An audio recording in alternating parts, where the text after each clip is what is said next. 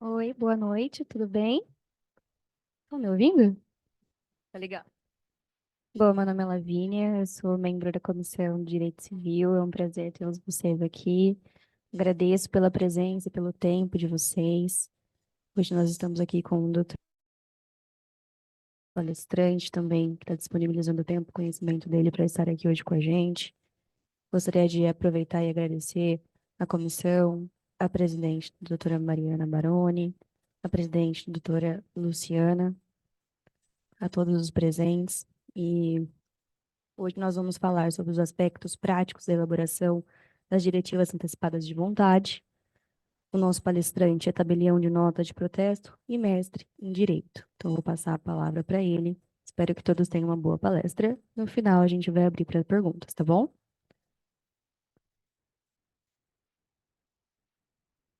Boa noite a todos.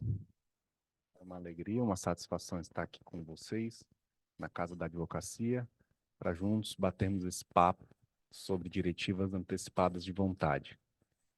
Eu falo que é uma alegria e, de fato, é uma alegria porque até outubro do ano passado eu também era um advogado e agora na condição de tabelião respiro outros ares, mas nas minhas veias corre o mesmo sangue de vocês, sangue da advocacia. E só quem é advogado sabe como é ser advogado, o que é ser advogado, né? Esse sangue que corre nas veias do advogado, eu entendo muito bem. Por isso é uma alegria aqui estar entre vocês. Me sinto como colega de vocês, me sinto realmente em casa.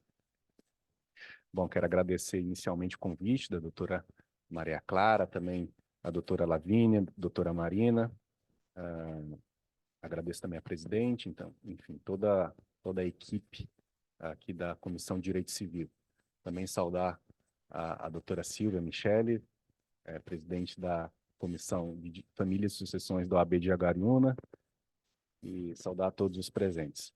Bem, hoje o nosso tema aqui, a doutora Maria Clara falou para mim que hoje o tema é basicamente uma oficina de direito civil, não é isso? Então, é basicamente o início de um bate-papo para posteriormente haver, enfim, intervenções, interrogações, dúvidas, é isso mesmo? Acho que esse aqui é um microfone também, né? Deixa eu.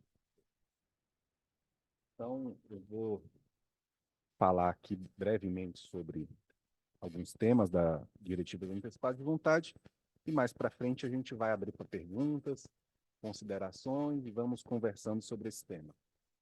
Bom, diretivas antecipadas de vontade, então, nada mais é.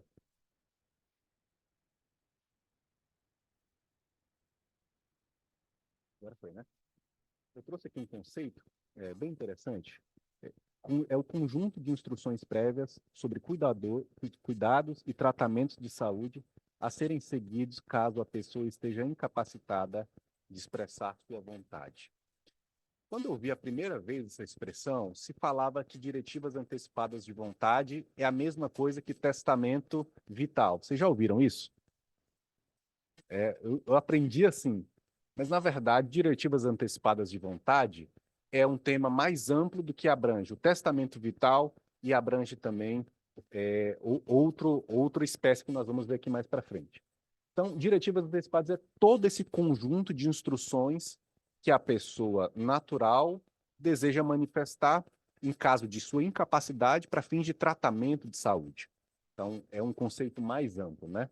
O testamento vital, na verdade, é uma parte das diretivas antecipadas de vontade, que indica procedimentos médicos que o paciente deseja ou não se submeter, né?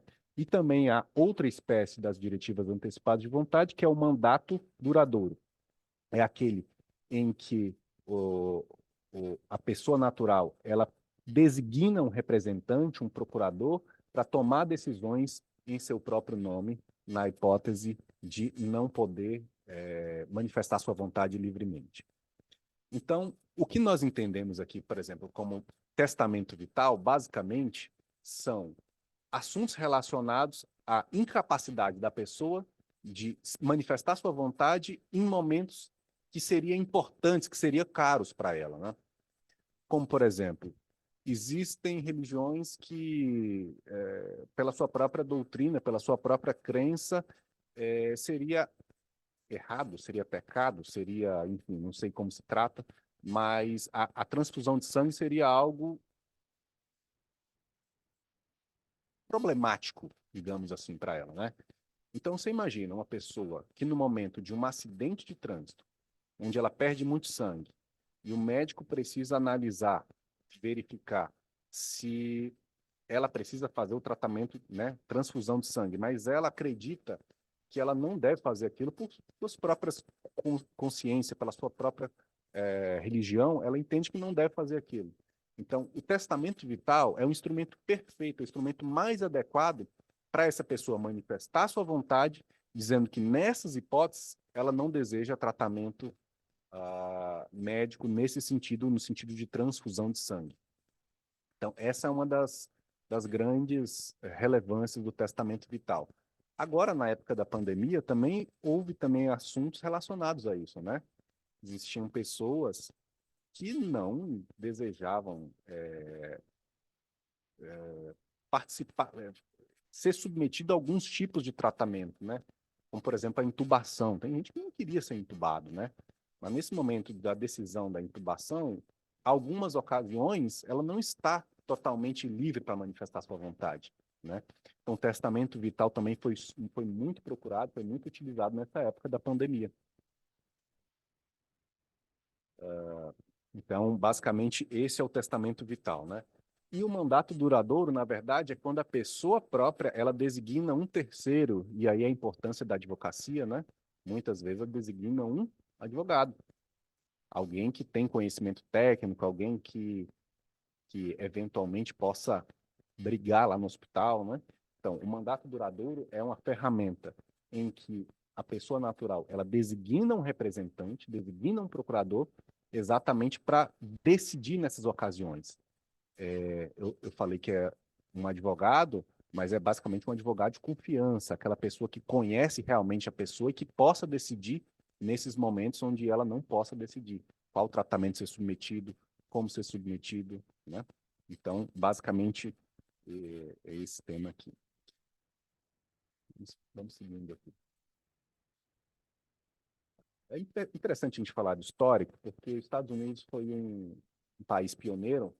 A Suprema Corte da Louisiana, salvo engano, ela decidiu, na verdade, que o cidadão ele tem direito a manifestar essas vontades e que isso faz parte da própria proteção constitucional. Então, esse pioneirismo dos Estados Unidos, ele veio de lá, né, há mais ou menos 50 anos e veio, e no Brasil não teve muita regulamentação. Na verdade, não teve nenhuma regulamentação legal, a nível legal, sobre esse tema, né? O que acabou trazendo uma imensa problemática para os profissionais da saúde, para os médicos, né? E qual a segurança jurídica um médico vai ter de não fazer a transfusão de sangue desse sujeito que precisa de 1 litro de sangue, senão ele vai morrer. Então, o médico ele tem o seu compromisso, tanto ético quanto profissional, de salvar a vida do paciente. E se o paciente não quiser, eventualmente, né, ser salvo, qual vontade deve prevalecer? Qual direito deve prevalecer, né? Aqui nós estamos, na verdade, diante de uma colisão de dois direitos fundamentais, não é isso? O direito à vida, mas outro direito tão importante como é a dignidade da pessoa humana, como é a escusa de consciência, como é o direito à proteção, a proteção que a Constituição dá à liberdade de crença. Então, o ser humano ele pode decidir com fundamento nas suas crenças, né? Então, nós estamos diante de dois direitos fundamentais. Mas a, a evolução doutrinária e jurisprudencial que foi surgindo sobre esse tema passou no sentido de que, nesses casos, como é a própria pessoa que está dispondo de um direito, de certa forma, de um direito à vida, é possível que esse direito seja relativizado e seja protegido também outros direitos igualmente importantes, como é o direito às escusas de consciência, o direito à liberdade religiosa. Então, nesse caso, se admite perfeitamente em que um cidadão ele manifeste sua vontade e diga que ele não deseja utilizar de alguns tratamentos médicos que violem a sua religião, que violem a sua crença. Então, é possível plenamente isso, tá? Naturalmente, vou falar aqui na frente, mais para frente, que isso exige a gente capaz, exige manifestação livre de vontade da parte, e por agente capaz, obviamente, nós entendemos o sujeito que é maior de 18 anos, né? Porque se começou a surgir a seguinte ideia: bom, a minha família inteira é da religião tal. Nessa religião não se admite a transfusão de sangue. Então, eu e minha esposa vamos fazer um testamento vital. Mas e meu filho e minha filha que tem 5 anos, que tem 10 anos, que tem 16, 17 anos? Eu, como pai, posso decidir por eles? Começou a surgir essas ideias, né, de que, na verdade, os pais detêm o poder familiar e, naturalmente, eles poderiam também decidir pelos filhos quando eles são incapazes, né? Mas essa é uma ideia, né, muito fácil de ser refutada, né, porque, na verdade, não se admite que os pais decidam pelos filhos renunciando o direito à vida, praticamente, né? Praticamente é uma renúncia ao direito à vida, né? Então, nesses casos, a doutrina, a jurisprudência, elas entendem que não se admite, então, testamento vital para essas pessoas menores de 18 anos, porque ela está dispondo de um direito que seria um direito que não é dela, apesar dela ser pai, apesar dela ser mãe, e deter o poder familiar, e deter o poder de instrução, de orientação, que é íncita dos pais, mas eles não podem decidir, então, sobre os filhos, né? O que eu concordo plenamente.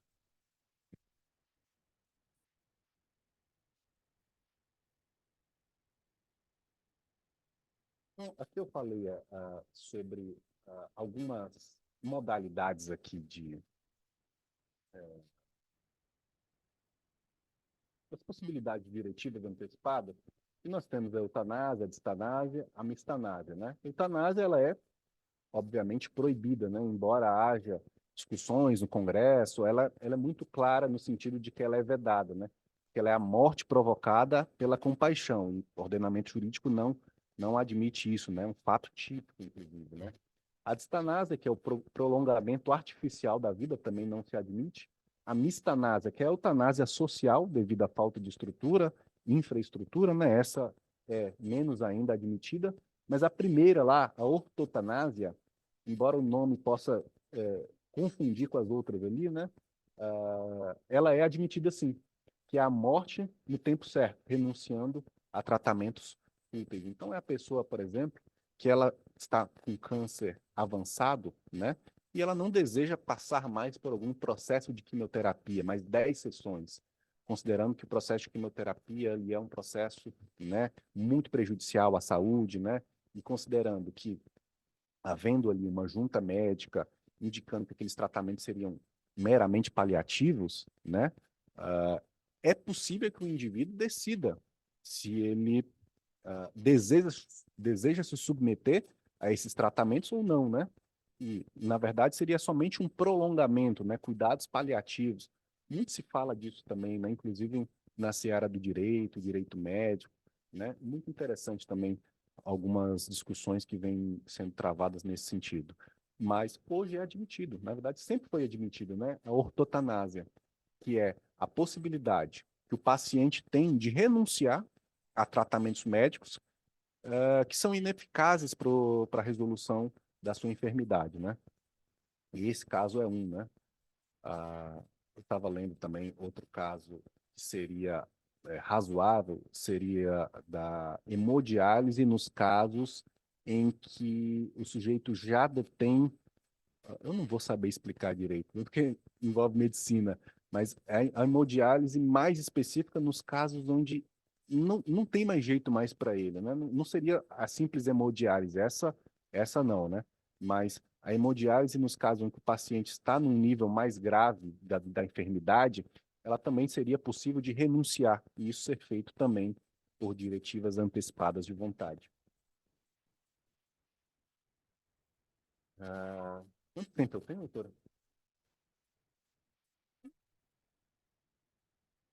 Tá. 19? Ok. Então vamos lá. Ah, esse tema não. A doutora Maria Clara não teve um timing mais adequado do que esse.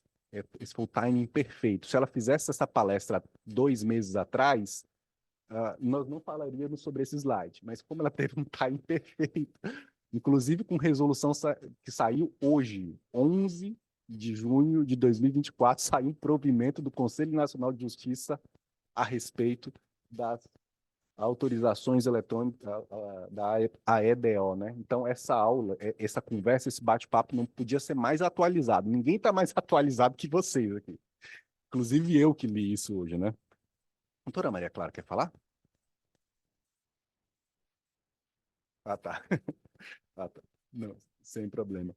Então, a EDO é a autorização eletrônica de doação de órgãos, né?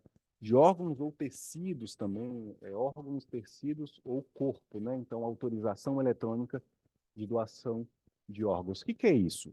É uma autorização que é feita perante o tabelião de notas, manifestando essa vontade perante o cartório de notas. Então, nós vamos ver aqui mais para frente que o testamento vital, as diretivas antecipadas de vontade, elas independem da forma pública. Elas podem ser realizadas pela forma pública ou particular. Se o paciente quiser fazer numa folha de papel, lá no seu leito, né, de enfermidade, ele pode fazer.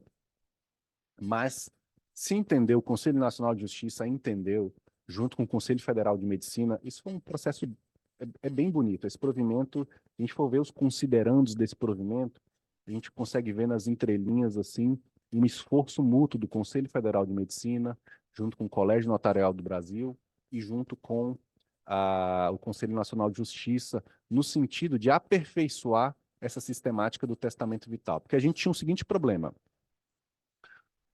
o paciente ele manifesta sua vontade num testamento vital, mas imagina, ele sofre um acidente aqui em Campinas, mas ele mora em Jaguariúna e o testamento vital dele está na gaveta dele lá na casa dele em Jaguariúna. Como que o médico vai saber que esse paciente realmente desejava não se submeter a tal ou qual tratamento médico?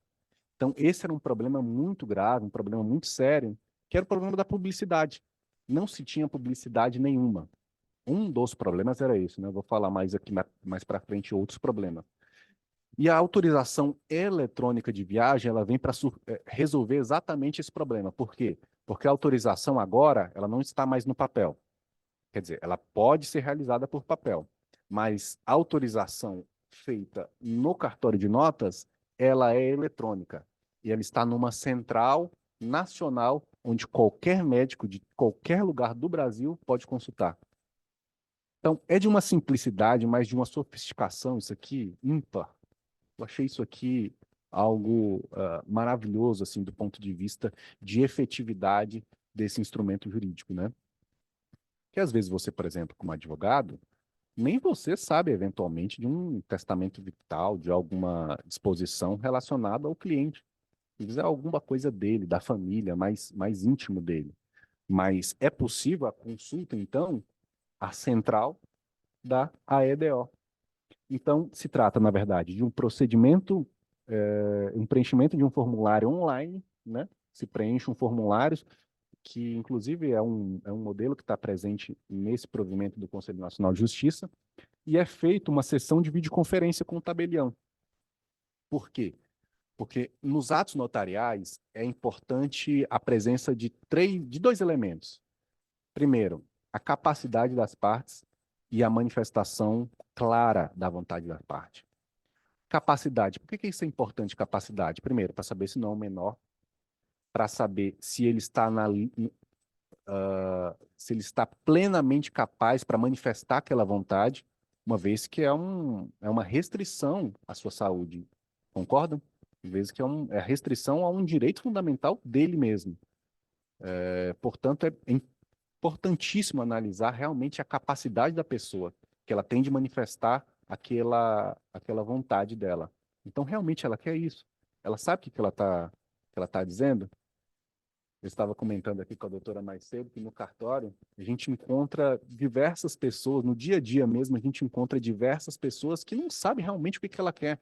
Ela diz uma coisa, mas quer outra. Esses dias eu atendi uma pessoa que fala, uma pessoa lá, um casal, na verdade, que ia fazer um pacto antinupcial, e eles falaram o seguinte: doutor, eu quero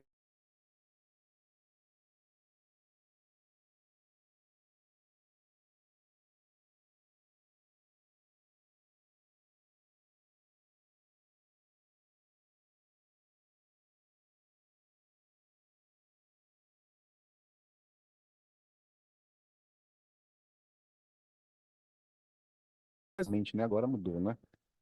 Enfim, mas a alteração ela é judicial ou muito dificultosa de ser feita, né? Enfim, isso traz problemas de aquisição da propriedade da pessoa, né? Ela não quer adquirir uma propriedade junto com o cônjuge, enfim.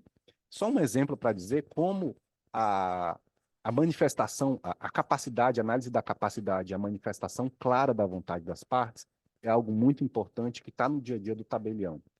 Essas características do notariado brasileiro, ela foi muito bem observada pelo CNJ no sentido de obrigar a sessão de videoconferência com o tabelião. Algum de vocês já utilizou o e-notariado? Quem? Por favor, levanta a mão. O e-notariado também é algo novo, assim, né? Tem uns 4 anos, mais ou menos, surgiu no ambiente da pandemia, que é a possibilidade de assinatura de escrituras no tabelionato à distância.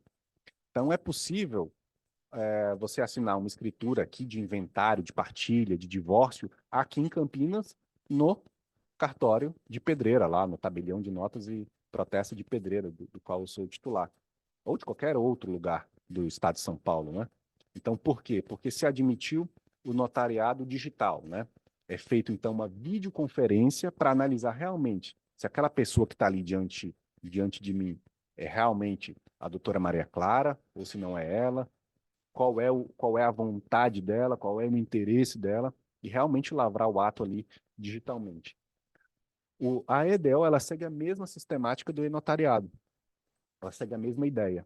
Então, tem assinatura digital também na EDO, né? Não precisa assinar lá o livro, colocar a sua assinatura física, então a assinatura pela plataforma do e-notariado.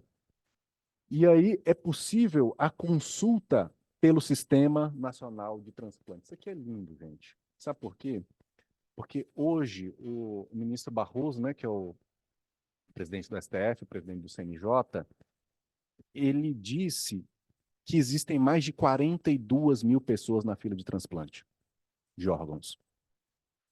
Pessoas que não têm, hoje, na atual sistemática, embora haja muito marketing nesse sentido, muito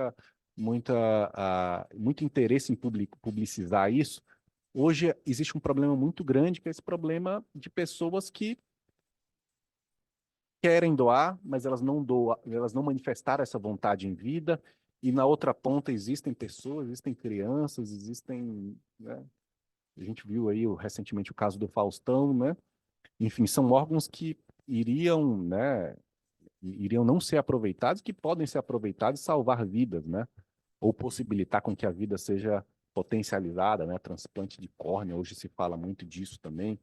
Enfim, então existem um número infindável de pessoas hoje nesse transplante, nessa fila de transplante, e que a EDO ela veio exatamente para potencializar isso e para ajudar com que os médicos em cada rincão desse país possa consultar o Sistema Nacional de Transplante e verificar se esse ou aquele paciente é realmente um doador de órgãos e ali naquele momento, nos momentos finais ali, né, na, após a morte encefálica, né, a lei 9394 fala disso, né, após a morte encefálica é possível então fazer a retirada de alguns órgãos e enviar para doação, né? Então nós temos uh, uma perspectiva muito boa nesse sentido, né? Tanto de prestígio mesmo que os órgãos estão dando para os cartórios de notas, como também de resposta mesmo da sociedade. E mais interessante, né? O que é mais bonito nisso é que é um ato gratuito, né? Então, a pessoa manifesta a sua vontade, ela faz uma sessão de videoconferência com o tabelião, ela faz uma assinatura digital e ela não gasta R$ 1, né? O cartório, ele não ganha nenhum centavo, né? Ele- eles- pois não.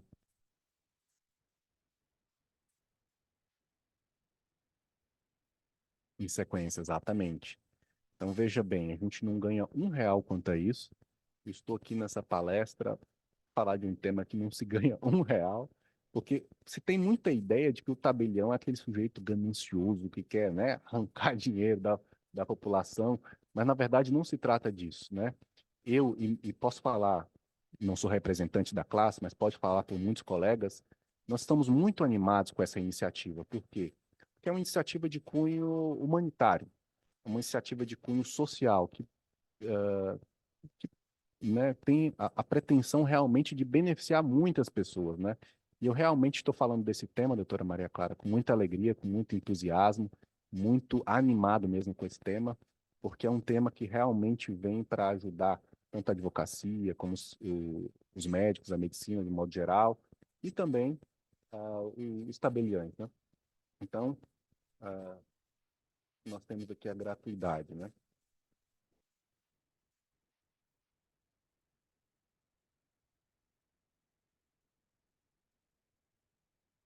Sim, sim, provavelmente.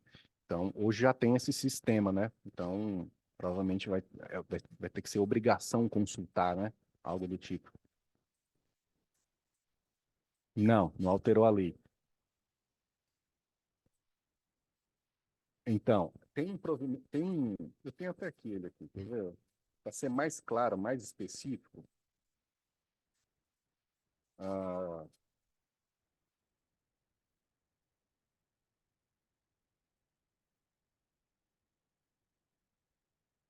artigo 444-F, olha o tanto que foi acrescentado, né? 444-F do Código de Normas Nacional, Notarial e Registral. Isso é novo também, tem um ano mais ou menos isso. Então, o Código de Normas Notarial e Registral do Conselho Nacional de Justiça, né? Compilando todas as normas notariais e registrais. Então, trouxe essa possibilidade dizendo que a autorização eletrônica de viagem subsiste ao mesmo tempo do que as disposições lá da Lei 9493. Então, é possível realmente conviver as duas, tá?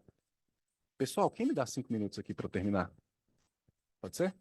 5, 10, 15, 20, 25, mais meia hora. Rapidinho, só para encerrar aqui.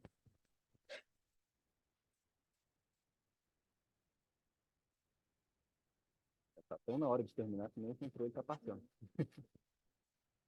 Então, rapidinho aqui. Então, requisitos aqui. Nós temos a forma, que na verdade pode ser pública ou particular, né? A forma mais adequada, na minha opinião, né, é a forma pública, feita no cartório de notas, porque a gente pode evitar com que, eventualmente, familiares possam dizer, não, esse documento aqui não foi meu pai que fez, não. Isso aqui foi uma assinatura falsa. Se é feita no cartório de notas, essa responsabilidade é do tabelião, até porque ele fez a conferência anterior, ele conversou com a parte, viu que ela estava sã, que ela manifestou essa vontade, né, com liberdade, com capacidade, né? Então, é muito interessante, mas naturalmente pode ser feita por meio particular. Inclusive, esse provimento menciona que, apesar da EDO ser por instrumento público, né, nada impede que as feitas por instrumento particular coexistam e tenham validade jurídica, né?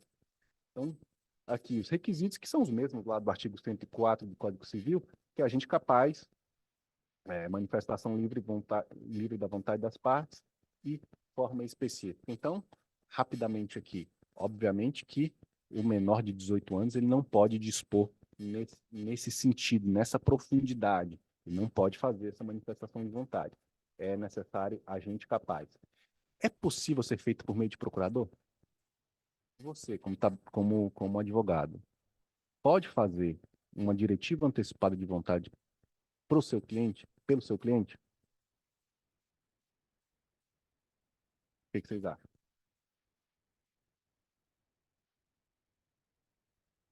Exatamente. Então, não é possível ser feito, né?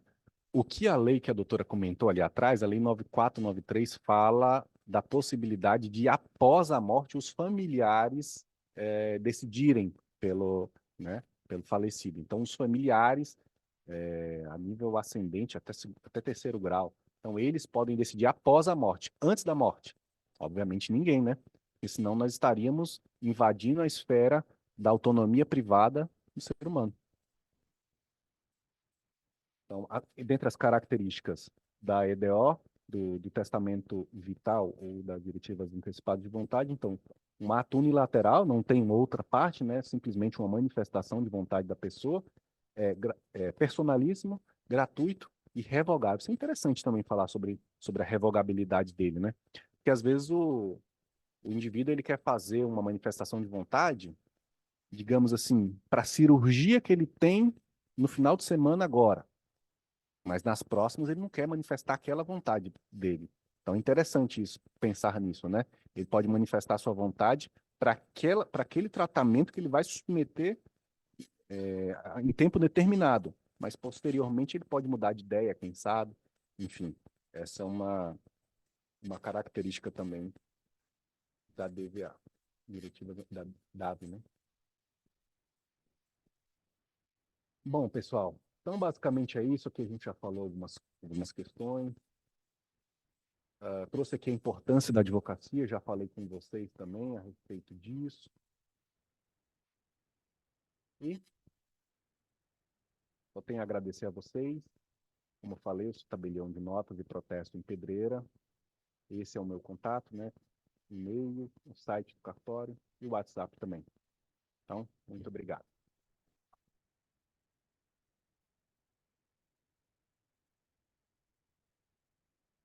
Bom, muito obrigada, doutor. Foi realmente enriquecedor. Eu, particularmente, aprendi muito, não fazia ideia da quantidade de informações e como está atualizado, né? E agradecer a presença e a atenção de vocês. Alguém quer fazer alguma pergunta para eu poder levar o microfone? Não fiquem acanhados.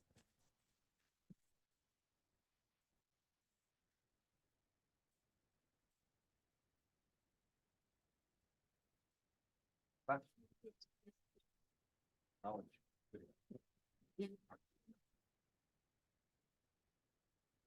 Boa noite. Uma dúvida que eu tenho é, um médico, ele portando, né, tendo ali o testamento vital, por exemplo, ele pode se opor por algum motivo particular ao que foi consignado pelo declarante, ou a própria família também pode se opor? E uma outra dúvida é, o formato do documento é aconselhável, porque eu já vi alguma coisa de que é interessante a pessoa, além de ter assessoria jurídica, ter assessoria também de um médico que pode indicar para ele ali a questão de ordem técnica que ele acha que seria interessante ou não. É necessário uma orientação médica para fazer esse documento? Perfeito. Primeira questão, né? Se é possível se opor. Na minha avaliação, não. Não é possível se opor, né? Por quê? Porque se trata de uma manifestação da vontade da parte, né? Apesar de o médico também ter a sua escusa profissional, ele age também de acordo com a sua consciência, né? Mas na minha avaliação, não ferindo princípios de ordem ética, e o tabelião também não vai lavrar também uma EDO no sentido de, né, de ser um prejuízo muito grande para o indivíduo, né? Então, é preciso também analisar em que grau, né, qual a profundidade desse testamento vital.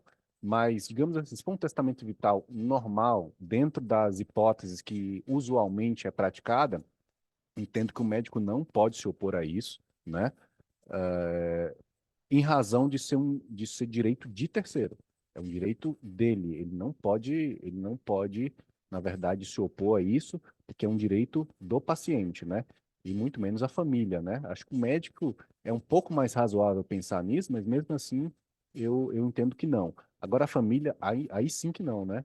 Porque se o indivíduo ele ainda está em vida, ele ainda está no gozo do seu direito da personalidade, na sua capacidade, né? Ou seja, se a senilidade não gera incapacidade, a velhice não gera incapacidade. A deficiência, o estatuto da pessoa com deficiência veio para isso. A deficiência também não gera incapacidade. Por que que o indivíduo que que detém da sua capacidade, mas que não pode manifestar naquele momento, já manifestou anteriormente, teria sua vontade substituída pela sua família, né? Então, nessa hipótese, aí mesmo que não se admite, né? O que a lei fala mesmo é para depois da morte, porque obviamente o indivíduo, né, não pode manifestar sua vontade. Então, é preciso uma manifestação de vontade. De quem que vai ser? A única pessoa que pode ser é da família.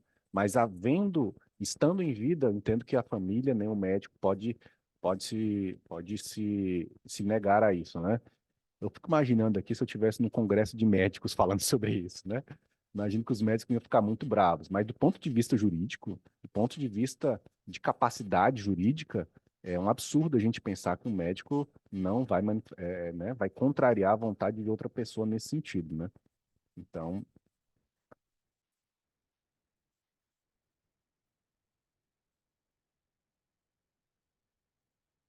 é,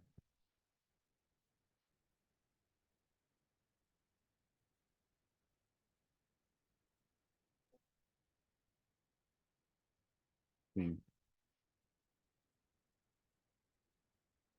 sim,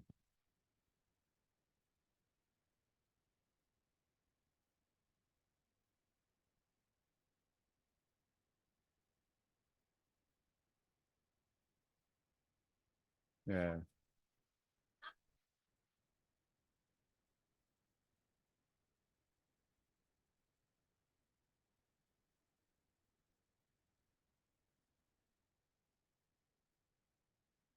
sim,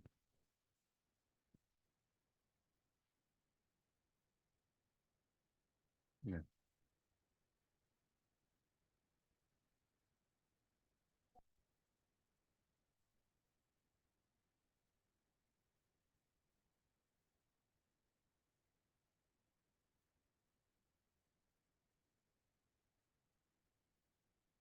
não, sim,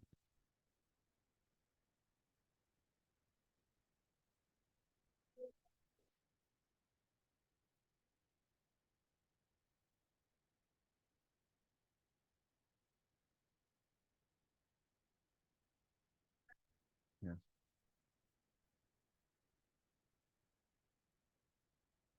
isso, é, É, mas o provimento ele vem exatamente nesse sentido para suprir essa necessidade, né? E veja, foi um provimento, como eu falei, ele veio do Conselho Nacional de Justiça, do CNJ, porque tinha problema com juízes quando vinha ação judicial. Ele veio do Conselho Federal de Medicina, que o conselho tinha uma resolução lá, essa resolução que você mencionou, mas também tinha muito problema que o médico estava sendo, né, estava sendo processado pela família ou algo do tipo. E veio também do Colégio Notarial do Brasil. Então, eu vejo que é um esforço mútuo, um esforço conjunto, por isso que é um provimento muito celebrado, porque ele tem a pretensão de realmente unir o tema, né? De fazer o seguinte: olha, antes era mais complicado isso, mas com esse provimento, nesse nível de detalhamento, e a doutora Maria Clara falou que provavelmente vai haver também aí algo no sentido de conselho de código de ética também, e provavelmente eu acredito nisso realmente, você veja que esse problema ele tende a diminuir, né? Ele tende a arrefecer. A ideia é essa, né? A gente só vai ver mesmo na prática isso, mas eu penso que os hospitais vão ter que se adaptar a isso, os hospitais vão ter que criar, sei lá, uma central para isso, um computadorzinho lá que uma secretária vai ver realmente se aquele paciente tem ali uma diretiva antecipada de vontade ou não. Então, vamos ter que evoluir, né? Como eu falei, um dos provimentos saiu hoje. O provimento original mesmo, ele saiu em março, há 2, 3 meses atrás, né? Então é tudo muito novo. O provimento de hoje eu não falei, né? Ele menciona que não precisa emitir um selo digital. O que é o selo? Todo ato notarial ele tem um selo que a corregedoria precisa verificar se realmente aquele ato ele teve o cumprimento dos impostos, o pagamento dos impostos, o recolhimento dos repasses, enfim, para o Tribunal de Justiça, para o Ministério Público. Todo ato tem um repasse para diversos órgãos, né? Então, o tribunal ele verifica a regularidade do ato notarial por meio dos selos. Hoje, o provimento de hoje falou, olha, para fazer a EDO não precisa emitir o selo. Por quê? É um ato gratuito. né? Então, nós tínhamos esse problema muito grande lá. Então, isso tende a resolver. A outra pergunta foi sobre o quê?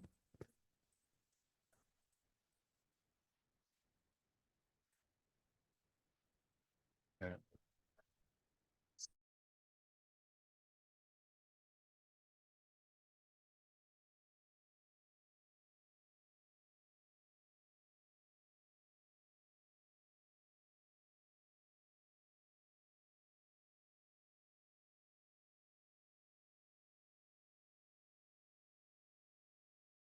Tendo um médico ali, realmente, conversando com outro médico, a ideia é que ele possa realmente escutar aquela outra pessoa, né?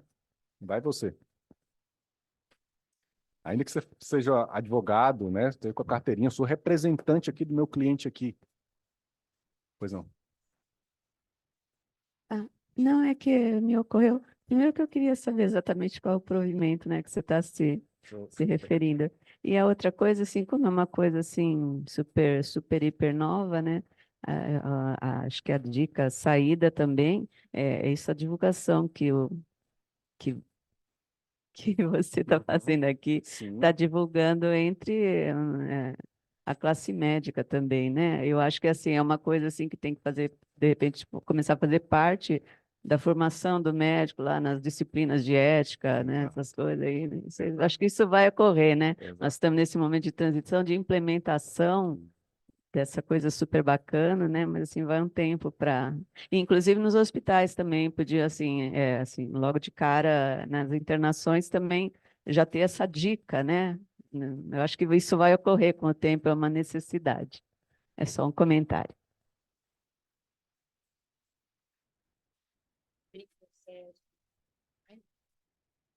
Acho que é esclarecimento. O provimento é o provimento 163, 164, 27 de março de 2024, provimento 164 do CNJ, tá? E o provimento de hoje, eu não estou achando ele aqui. É tão atual que nem... Pode falar.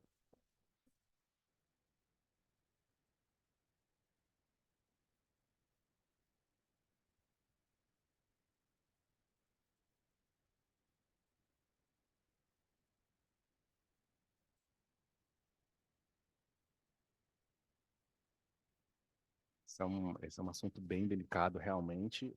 Não se tem ainda discussão a respeito disso, até porque é algo muito casuístico, né? E algo que sai da alçada do profissional do direito, né? Como é que eu vou saber isso, né? Então, hoje se admite, a ideia que a gente tem é a seguinte, é de seguir basicamente os tratamentos, as possibilidades de restrição a tratamentos usuais, né? Então, essa, por exemplo, da transfusão de sangue, essa, por exemplo, da intubação, muito se fala, tratamentos de doenças paliativas. Então, seria algo sempre até porque, nesse caso, aí eu acho que, às vezes, o médico ele pode se opor, pode abrir brecha para a oposição do médico, porque o médico realmente vai olhar ali uma disposição e falar, isso aqui não tem nada a ver, né? Esse tratamento aqui, ele não impossibilita, não prejudica a vida do paciente, né? Então, isso eu acho complicado o tabelião ele entrar muito profundamente nesse assunto, porque ele, primeiro, ele não tem formação técnica para isso, e segundo, que ele se responsabilizaria realmente, né, nesse ponto mais profundo, né? Então, eu, por exemplo, como tabelião, lavraria basicamente as restrições mais usuais que se pratica hoje, atualmente, né? Sem entrar em searas muito específicas, né? Pois não.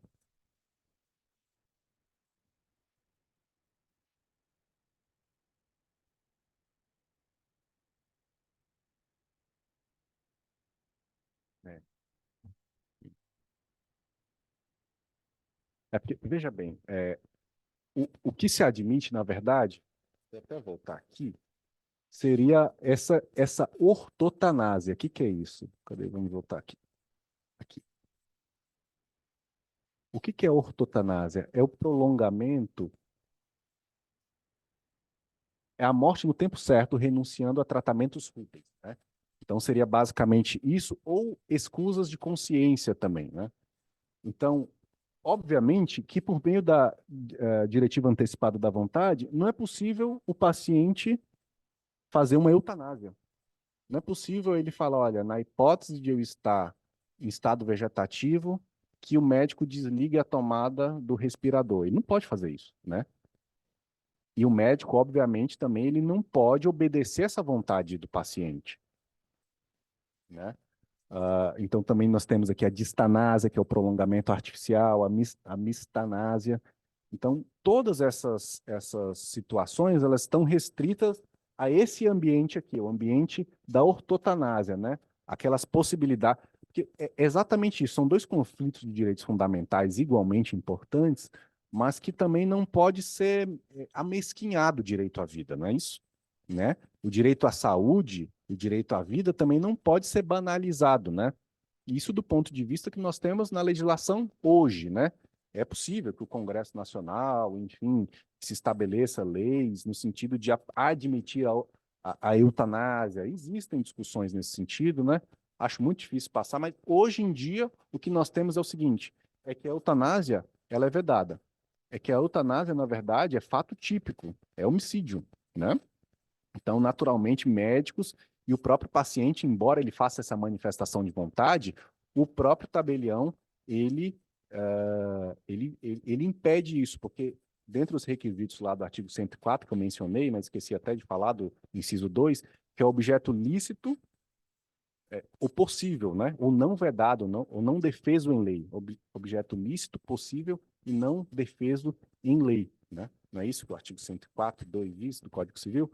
Então, nós temos essa situação, né? Essa dificuldade nesse sentido aí.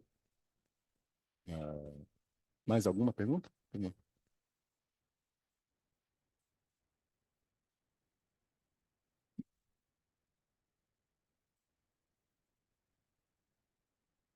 Uhum.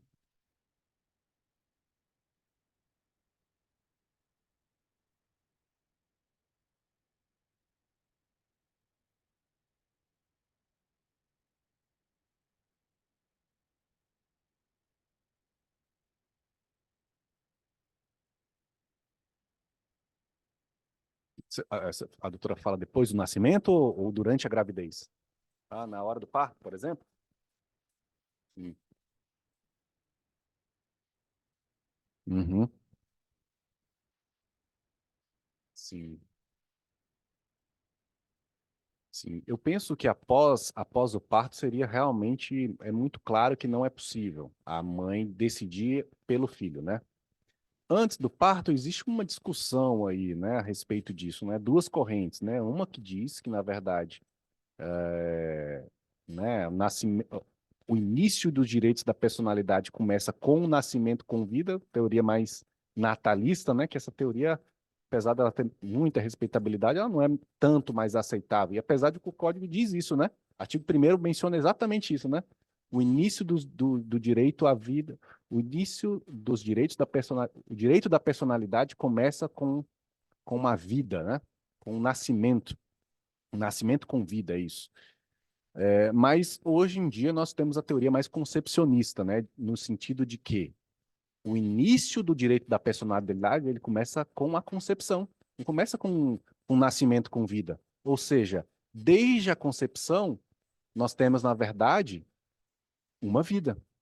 Quer dizer, aí também nós temos discussão, né? Tem gente que fala que não é a vida e tem outras pessoas que falam que tem vida, ou uma vida sob condição suspensiva do nascimento, né?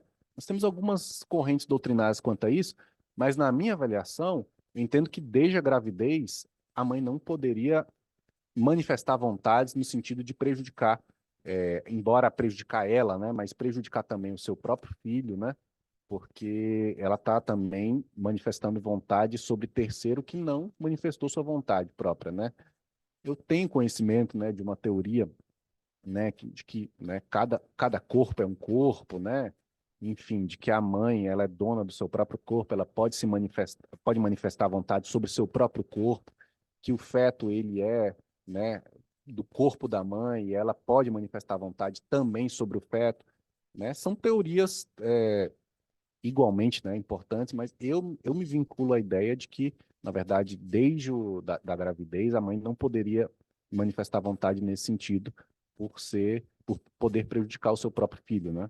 Depois do nascimento, é bem claro que não é possível, né?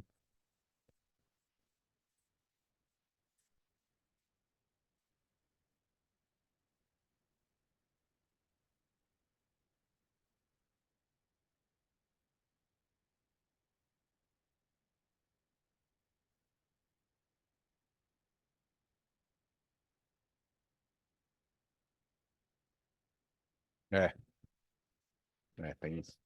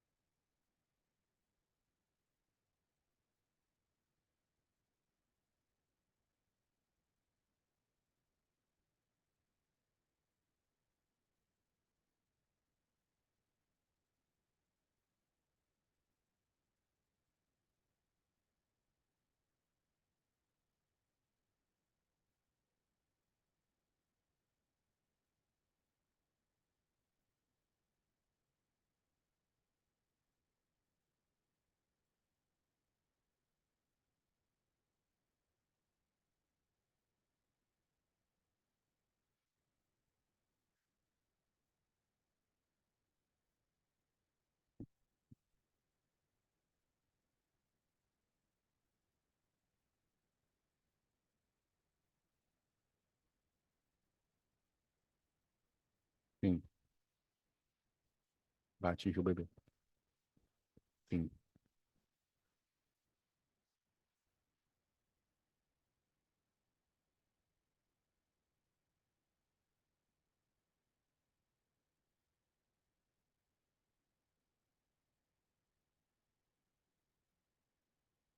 sim,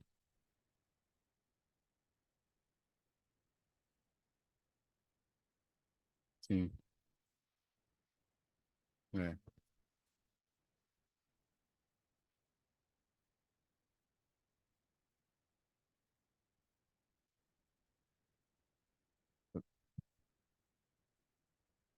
sim.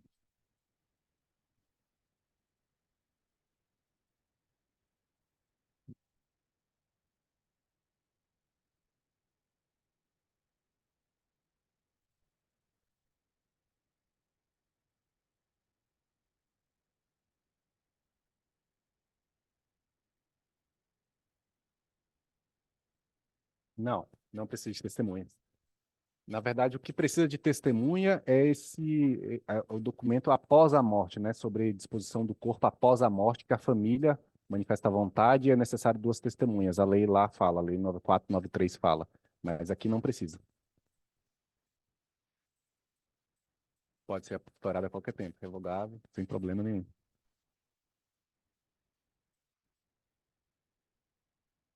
A eutanásia é uma eutanásia social devido à falta de estrutura. É uma ideia de que, no sentido de que dada a falta de infraestrutura social da pessoa, por exemplo, uma família pobre, né, seria possível, na verdade, uma espécie de aborto, né, nessas ocasiões, né? Ou, na verdade, após o nascimento da criança, ser possível, né, a mistanase, então, é a interrupção da vida pós-uterina em razão de problemas de infraestrutura social, né? Eu lembro do Zaffaroni, Eugênio Raul Zaffaroni. Vocês lembram disso? Que ele falava sobre co-culpabilidade às avessas, co-culpabilidade e co-culpabilidade às avessas. Tem algo mais ou menos parecido com isso, né?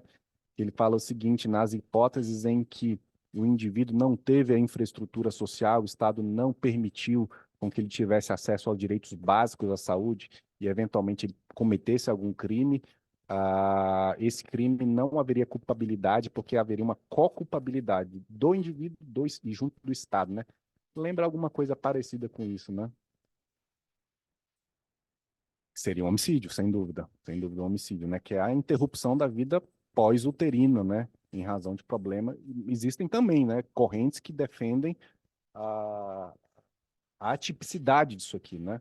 Mas, obviamente, hoje, atualmente, não é admitido isso, né?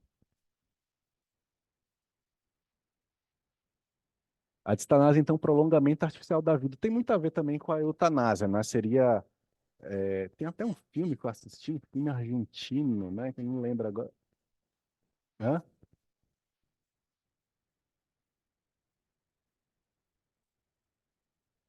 Seria, por exemplo, nesses casos onde a pessoa está em coma há 5, 10 anos, né, só respirando com a ajuda de aparelhos, né, o coração batendo só obrigatoriamente com aparelhos. Existem essas pessoas, né, que estão há 10, 15, 20 anos no hospital, né, em estado vegetativo.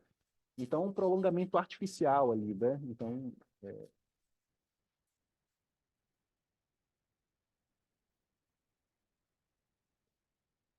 sim, e nem assim pode se aplicar, exato. É. Uhum.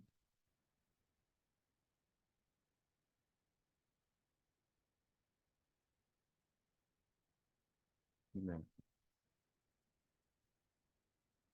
sim.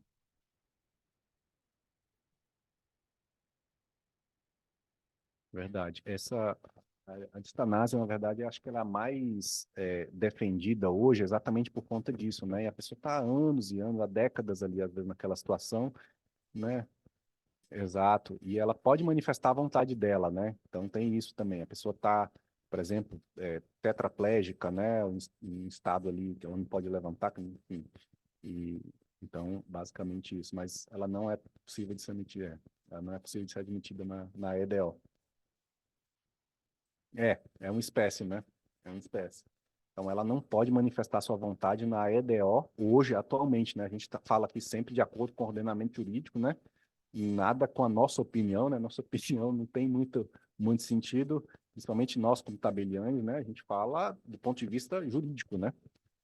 Então, é possível que se altere, é possível que se mude, né? De lege ferenda vai mudando, vai alterando, acho que isso aqui é errado, mas a gente fala sempre do ponto de vista atual, com base nas normas atuais, com base, né, no ordenamento jurídico atual, vigente, né? Então, é uma espécie de eutanásia, assim. Felipe, dá para ver daqui.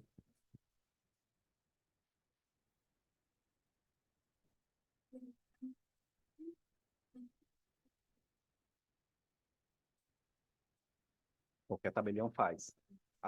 Só que aqui tem uma. Isso, exatamente. Só que aqui tem uma especificidade, né?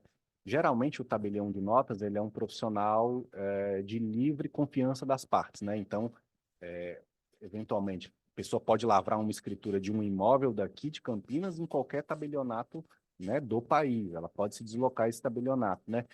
Essa é a regra. Existem algumas exceções, como, por exemplo, a ata notarial para prova da uso capião extrajudicial, ela tem que ser feita, a ata notarial tem que ser lavrada no domicílio do imóvel.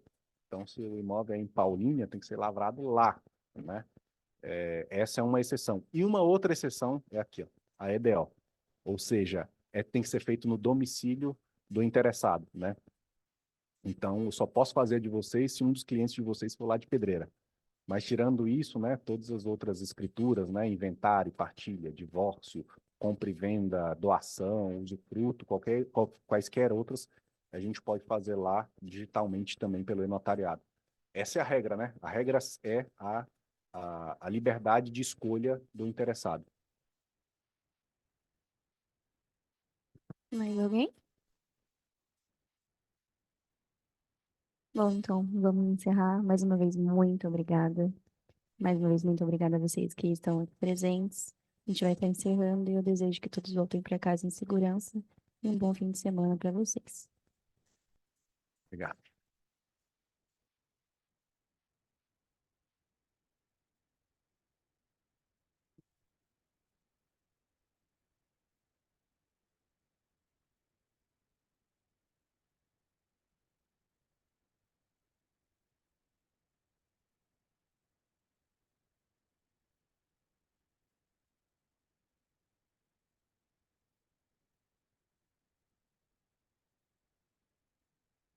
Tudo bem? Vai, já é prazer, eu que agradeço. Olá, tudo bem? Sem problema. Bom. Não, não comi. Cheguei em cima da hora também.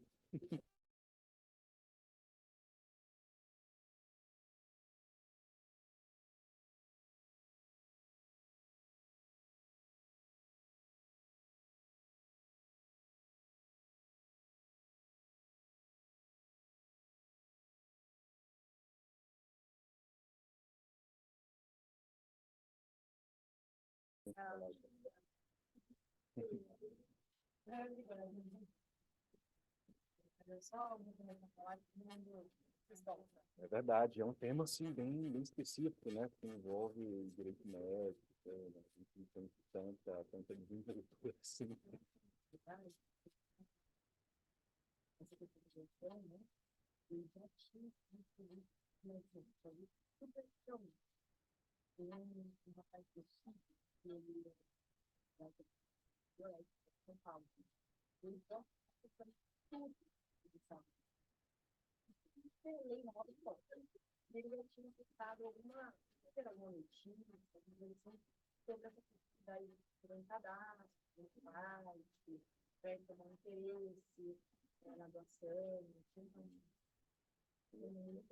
É bem revolucionário mesmo, né? Porque a abrangência nacional, né?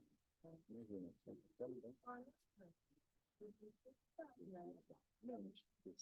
sem a central, né? Não faz sentido nenhum, né?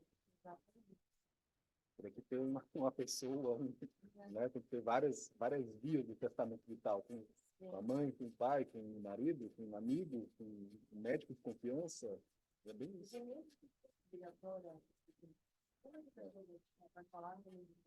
Exatamente. Faz sentido.